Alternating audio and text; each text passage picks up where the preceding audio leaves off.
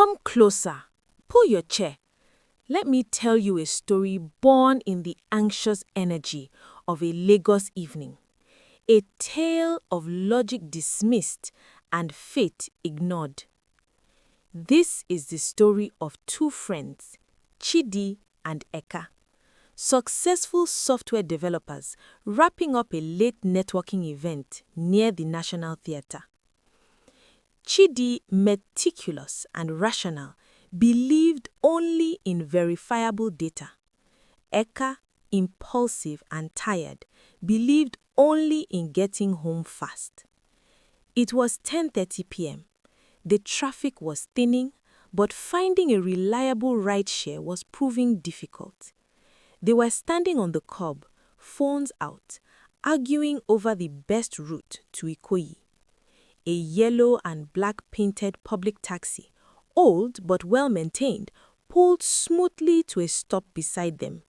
The driver, a middle-aged man with kind eyes, leaned over. "Ikoyi, get in. I'm heading that way. Good rate." Chidi instinctively shook his head, preferring the security of the app. But Eka, shivering slightly, opened the back door. The car felt like a lifeline. The air was thick with the scent of diesel and the residual heat of the day, but a sudden, unnatural chill swept over them as a small, quiet voice cut through the noise of the street. "Hey, sorry to interrupt your listening for just a moment. If this story is speaking to you so far, I'd be really grateful if you'd subscribe and support the channel. It helps me keep creating more stories like this for you. Thank you." A tiny figure materialized from the shadows near a broken streetlight. A little girl, perhaps 7 years old, dressed in a faded, clean white dress. She was clutching a worn stuffed lion toy. Her eyes, wide and solemn, were fixed directly at the taxi. "Don't enter that taxi," the little girl said, her voice barely a whisper, yet chillingly clear. "It's already full." Chidi and Eka paused, exchanging bewildered looks. The back seat was clearly empty, save for the faint outline of dust on the vinyl. Eka frowned, annoyed at the interruption. "Full of what, little sister? Go home. It's too late for you to be out here. This is a private conversation." He moved to slide into the back seat. The driver chuckled nervously, waving the girl away. "Ignore her, sirs. Kids talk nonsense. She's probably playing. Get in, let's go." Chidi, the rationalist, immediately tried to analyze the situation. "She is probably a beggar trying to distract us. Or maybe she was sent by another taxi driver. Let's just wait for the app ride." Eka scoffed, pulling the back door wide open. "Nonsense. I'm tired. I'm cold. I see a reliable driver and I see a strange child playing games. My logic says, go home, get in, Chidi." The little girl stepped forward, her face etched with panic, the solemnity in her eyes deepening. "Please, it's a journey without return. He is waiting for his new passengers." Eka laughed, a loud, dismissive sound that was half stress, half arrogance. "Oh, she's giving us drama now. Did you hear that, Chidi? This one should be in Nollywood." He slid fully into the back seat. Chidi hesitated, a strange prickle of unease overriding his logic, but Eka's impatience won. He was already late. He crouched down, looked the girl in the eye, and reached into his pocket. "Thank you for the advice, but we are fine," he said, offering her a few naira notes. The little girl refused the money, shrinking back. She didn't look at Chidi. She looked at the taxi's rear window, her hand raising slowly as if to wave goodbye, or perhaps to mark a line. Chidi, feeling awkward, slammed the door shut and the taxi pulled away instantly. As the taxi merged into the street, the atmosphere inside the car immediately shifted. The air conditioning was off, yet a penetrating cold filled the space, unlike the outside air. The driver, who had initially seemed friendly, was now unnervingly quiet, staring straight ahead, his knuckles white on the steering wheel. He hadn't asked for the specific Ikoyi address yet. Eka noticed a faint metallic smell in the car, like old iron and cheap bleach, an unpleasant sharp odor he couldn't quite place. He tried to start a conversation to break the tension. "So, which part of Ikoyi are you heading to?" Eka asked. The driver didn't respond, only increasing the speed slightly. Eka repeated the question louder this time. The driver finally spoke, his voice dry and expressionless. "We are already on the route. Don't worry about the route. We will reach the destination together." Chidi's logical alarms began screaming. They were on the wrong street entirely. He leaned forward to check the meter, but there was no meter running, just a flickering display showing only the number 1. Chidi's concern solidified into panic. "Stop the car," he ordered, his voice sharp and authoritative. "Driver, pull over now. This is not the right direction." The driver didn't slow down. He merely glanced in the rearview mirror, his eyes briefly catching Chidi's. They were strangely vacant, opaque, reflecting no light. Eka, finally sensing the danger, hammered on the window.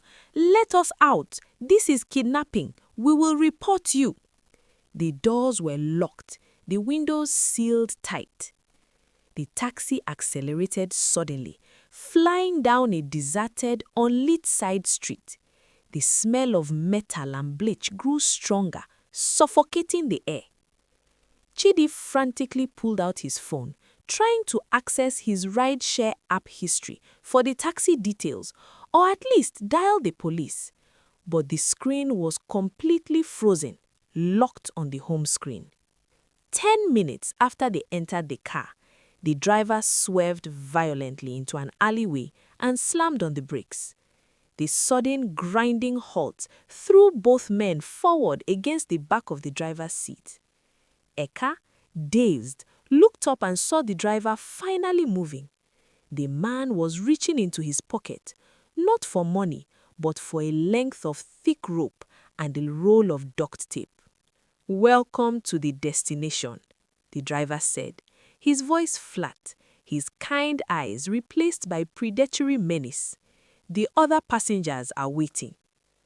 Just as the driver lunged into the back, the taxi doors, which had been locked, suddenly unlocked with a sharp clunk. The little girl's words echoed in Chidi's memory. "It's already full." Chidi, acting purely on adrenaline, shoved the driver back and scrambled out of the car. Eka followed, tripping over his own feet, landing hard on the pavement. They didn't look back.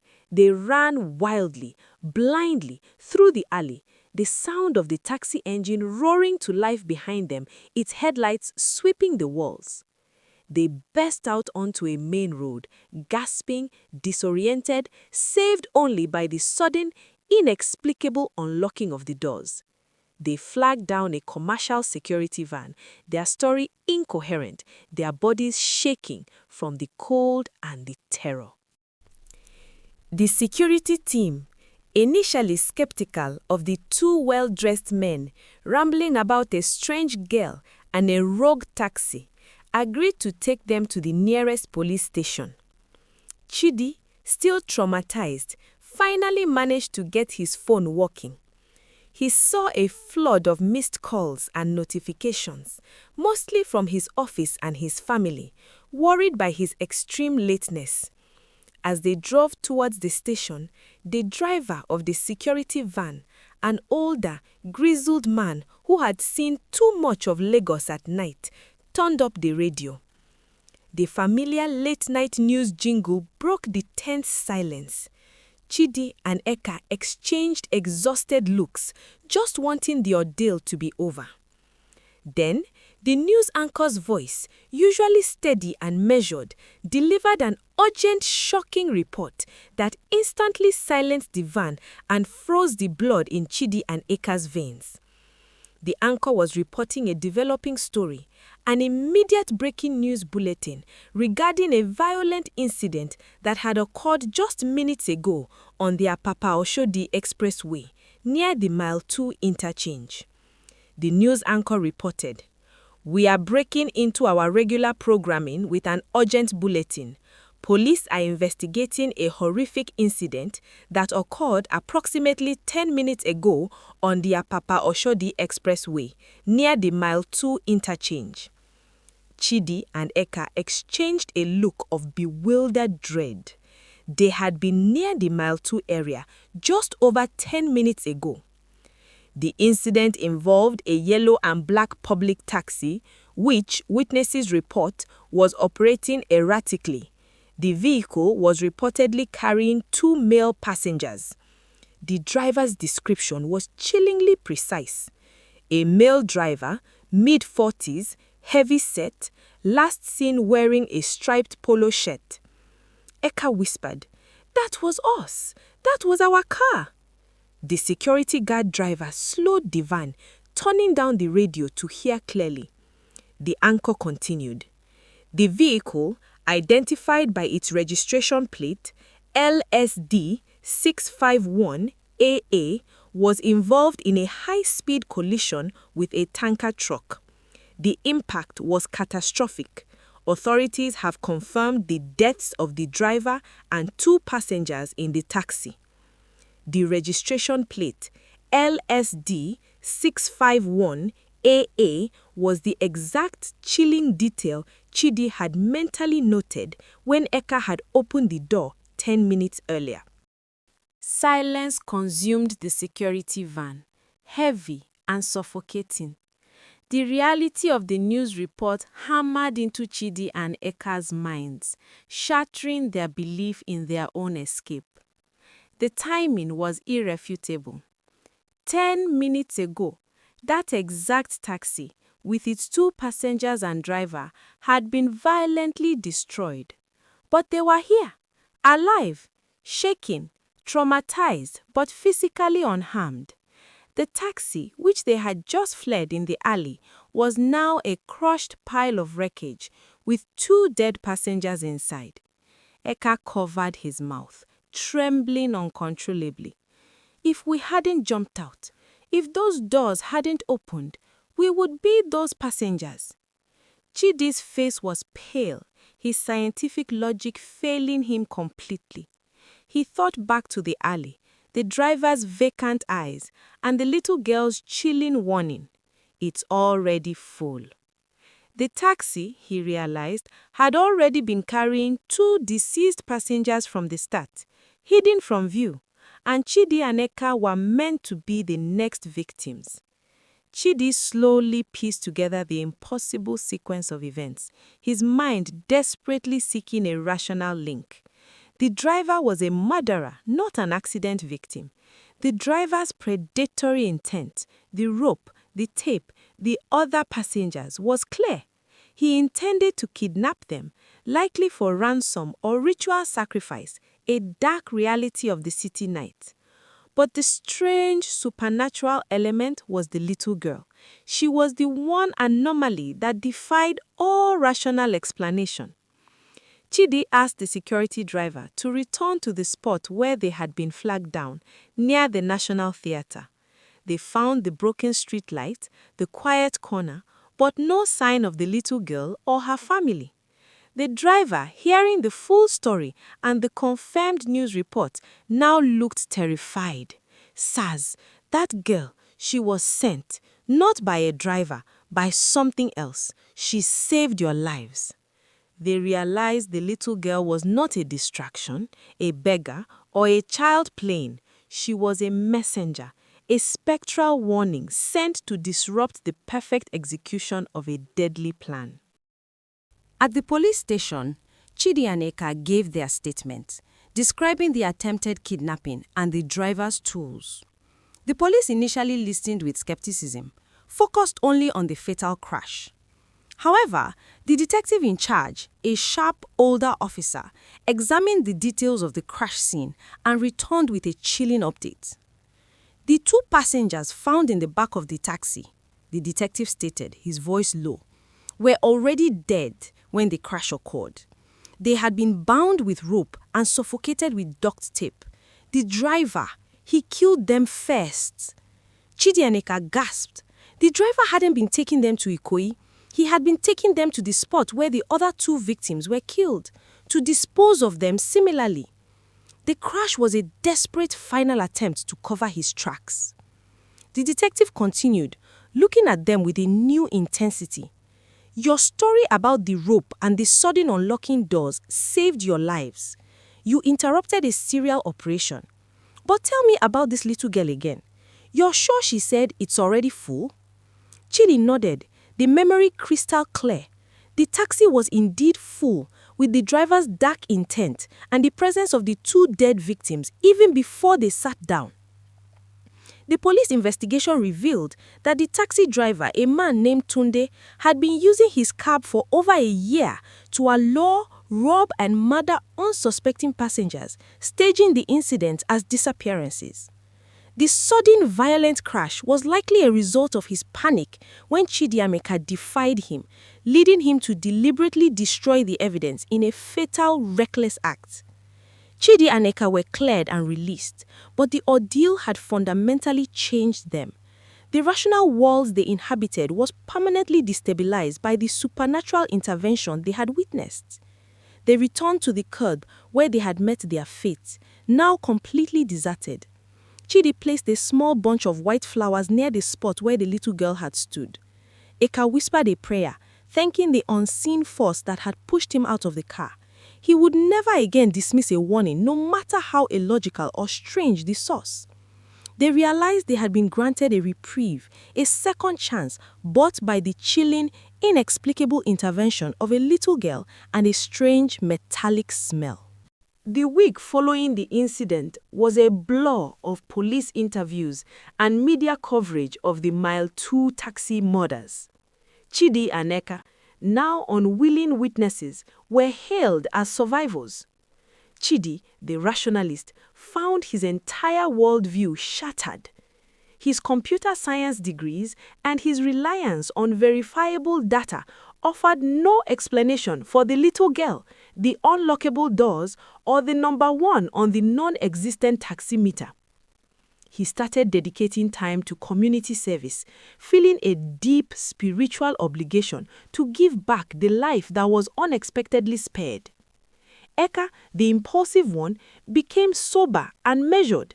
He sold his expensive apartment, downsized his life, and began volunteering at a local orphanage, searching for the little girl with the solemn eyes. They both learned the same profound lesson, that true wisdom lies not in dismissing the inexplicable, but in acknowledging the possibility of the unseen. The skepticism they had shown the little girl that night was replaced by a lifelong commitment to listening to the quiet, subtle warnings of the universe. They never found the little girl in the white dress. She remained a spectral anomaly, an angelic intervention that arrived at their moment of greatest peril.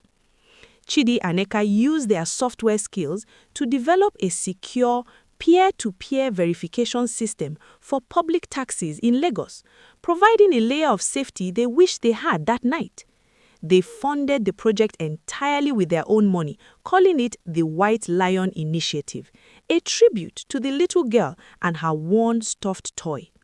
The initiative quickly gained traction, saving countless lives and providing transparency in the city's complex transport sector. Their near-death experience became a force for positive change. Every time they pitched the project, they told the story of the little girl, not as a fable, but as a foundational truth, a reminder that safety often relies on paying attention to the most unlikely warnings.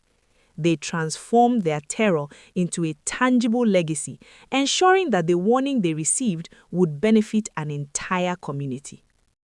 Years passed.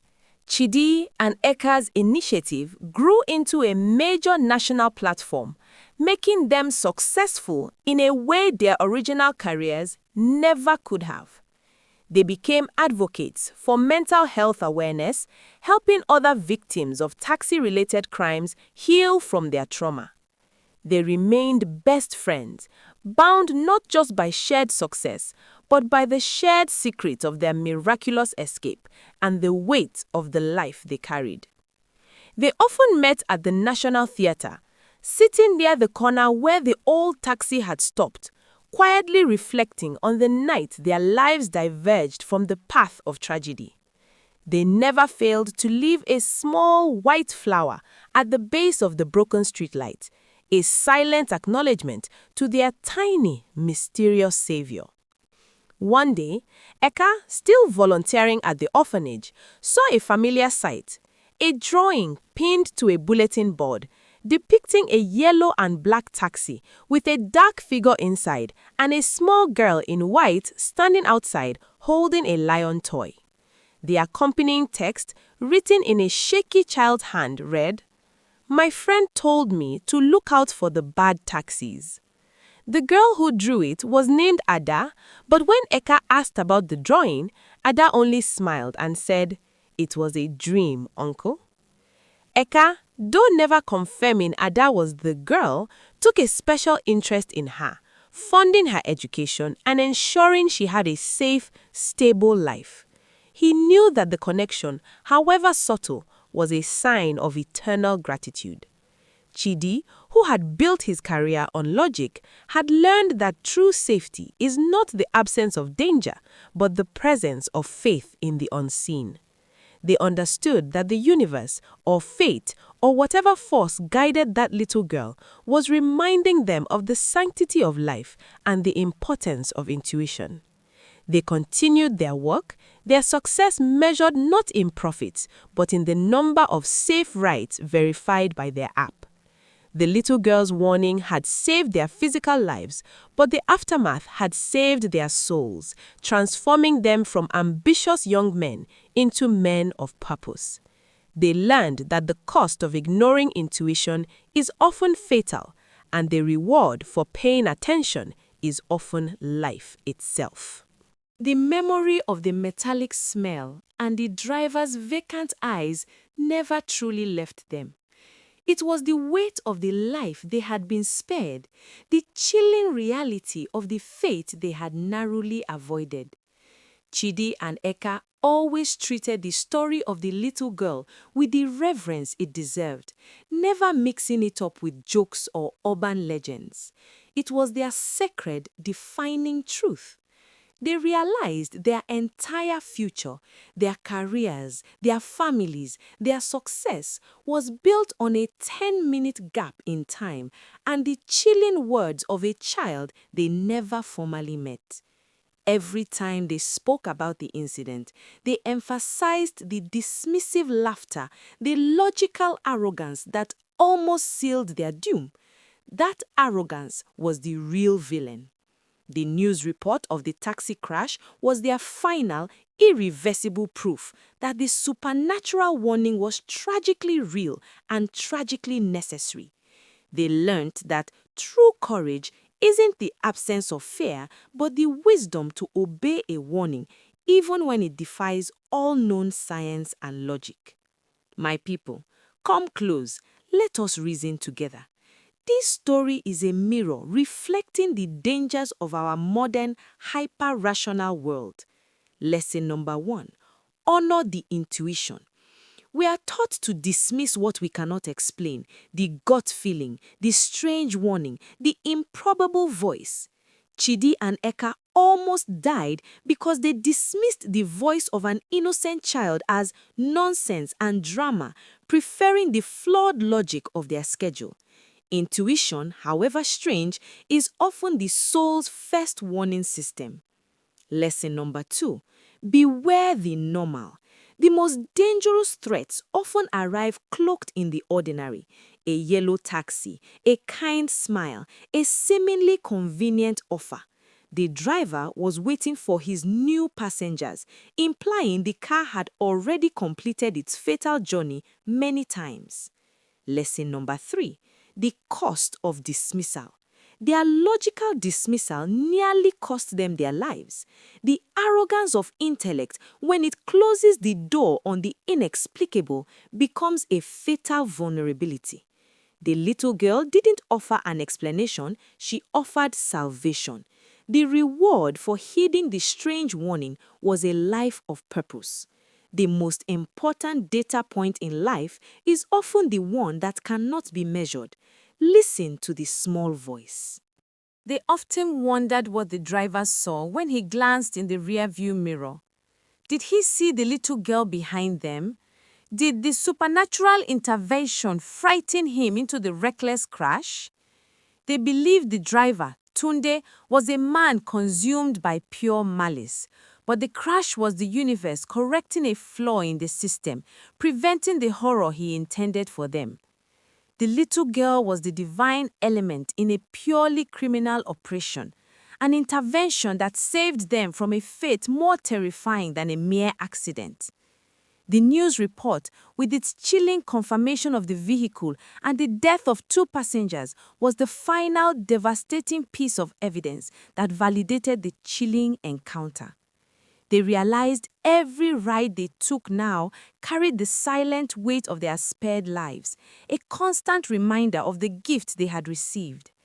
They committed themselves to making their lives worthy of that strange, cold farewell. Chidi often reflected on the money he had tried to give the little girl. The girl, refusing the naira notes, showed that her warning was not for financial gain, but for pure human preservation. The debt they owed could not be paid with money. It could only be paid through service and through telling the story accurately, without embellishment or dilution. Eka believed the little girl was the spirit of a past victim, returned to prevent the taxi from claiming new souls. The metallic smell was the ghost of the previous tragedy. They always ended their pitch for the White Lion initiative by reminding people that their technology was only the solution. The little girl's warning was the real miracle. They understood that their greatest wealth was not the success of their software, but the simple fact of their survival. They found a profound, lasting peace in their newfound mission, forever grateful for the cold logic of fate that had intervened on their behalf. The feeling of that dark taxi speeding into the unlit alley remained the defining sensation of their lives, the final moment before the news broke and reality shifted. They trained themselves to live fully in the present, knowing that the smallest decision, like entering a car or listening to a child, can irrevocably alter destiny. Their partnership, forged in that intense moment of terror, was unbreakable, rooted in a mutual understanding of life's fragility and wonder. They became known as men who were both hyperlogical and deeply spiritual, a combination their business rivals could never quite understand. They knew that the most important journey they ever took was the one they managed to escape. They carried the solemnity of the little girl's eyes with them always, a permanent reminder of the truth behind the headlines. They always wondered if the little girl was still out there, warning others, standing in the shadows of the late-night city.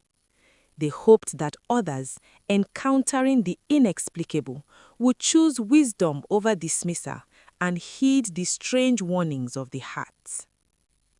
The White Lion initiative became their way of standing in the gap, a technological answer to a spiritual threat, ensuring fewer people faced the danger they did. The taxi crash, the 2 dead passengers, and the shocking news reports were the gruesome validation that convinced the police and the press.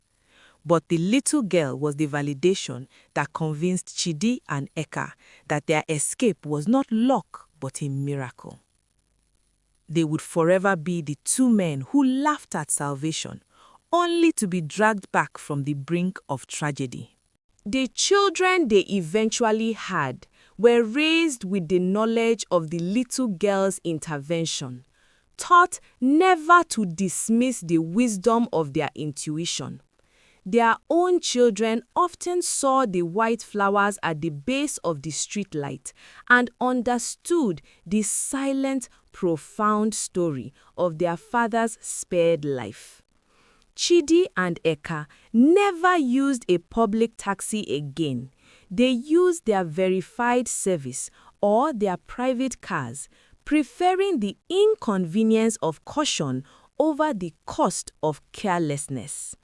The strange cold they felt in the car remained a physical marker of the event, a phantom chill that reminded them of their duty. They knew that the little girl had created an unbreakable bond between them and the unseen world. Their success, born from that terror, became a testament to the fact that sometimes the end of the road is simply the beginning of a better life. They ensured their story, though often questioned, was always told with the same unflinching accuracy, especially the part where they laughed at the little girl. That laughter was the symbol of their former arrogance, the critical mistake that almost cost them everything. The news report served as the public, documented proof of the danger, but the little girl's face was the private, spiritual proof of their deliverance. They often wondered about the fate of the two victims found in the taxi, praying that their spirits found peace, and thanking them for the indirect warning. The White Lion Initiative remained their way of honoring the unpaid debt, their living tribute to the little girl in the white dress. They carried the responsibility of the spare life with grace, humility, and unwavering commitment to safety. Now, I want to hear from you. Have you ever ignored a deep gut feeling only to regret it? Or has a strange, inexplicable event saved you from disaster? Tell me your story in the comments. Let us share our lessons on listening to the quiet voice. And listen, if this story touched your spirit, if it gave you pause, please share it. Send it to your friend who is always rushing or the one who is overly skeptical of everything. You don't know who needs to be reminded that the clock is always running and the next moment is not guaranteed. Don't forget to subscribe and follow this page. We tell stories of intuition, strange warnings, and the deep Nigerian reality every week. Join the community. I pray for everyone reading this.